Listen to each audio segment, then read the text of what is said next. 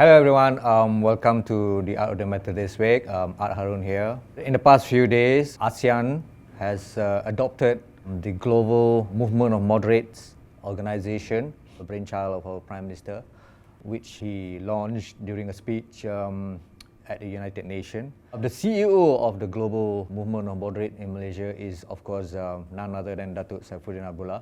I have the highest of respect to Datuk Saifuddin Abdullah for what he is, for the various stand that he make publicly without fear on liberalism, on moderation, on constitutional issues and various issues which impact the society. As the CEO of the Global Movement of Moderates Malaysia, he is doing whatever he can do within his power to pursue this dream of moderation in Malaysia.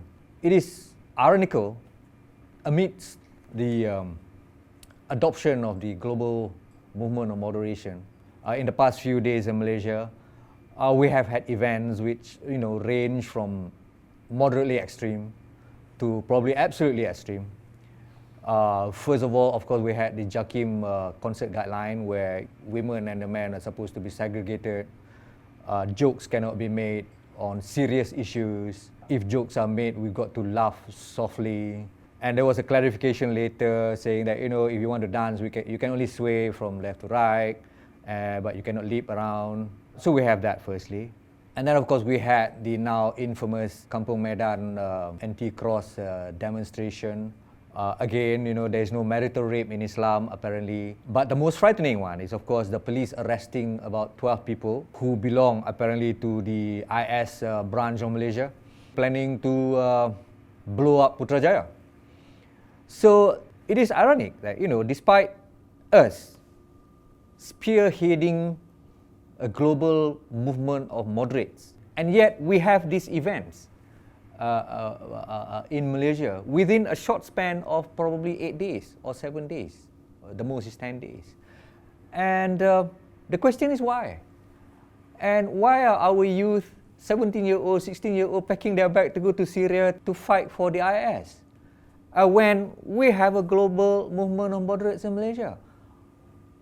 I think that is because despite of what we say about moderation in Malaysia, despite all the political posturing, the international posturing that we do or we take in respect of moderation, we do not practice moderation. Not at all. Our policies are far from moderate. We ban books, we prosecute intellectuals, we make fiery statements almost on a daily basis about other religion, about other races. So when moderation is not embraced, no matter what global movement we launched, no matter what commission, what committee we have, no matter what resolution, what charter we write, we are not going to be moderates. It is just going to be a show, a big show, and a big failure. I'm so sorry, Datuk Saifuddin.